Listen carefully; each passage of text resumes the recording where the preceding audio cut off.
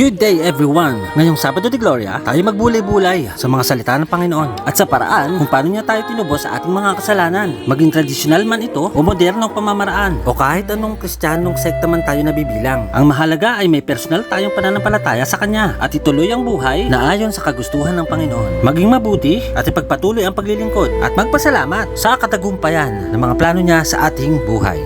Amen. CJ Customs. Meron tayo ditong Toyota Revo Busted Trunk Door Garnish. At dahil sa kalumaan, nadurog na ang mga plastic upang ito ay maikabit sa trunk. Ang solusyon dito, taniman natin ng bolt para ito ay mas maging matibay. Ang tanong, paano natin ito may didikit? Hindi naman ito kaya ng kaning lamig. Tara, tirahin na natin to habang tulog ang pusa ko.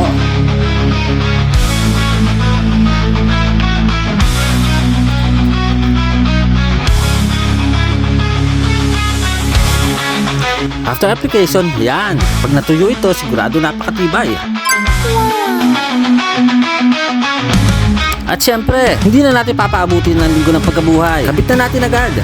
Oh, diba? Napapanahon talaga dahil black din siya. Oh, diba? Tibay, stick. Toyota Revo Sports Runner. Uwi na tayo. Muli, maraming salamat po sa inyong pagtitiwala. CJ Customs.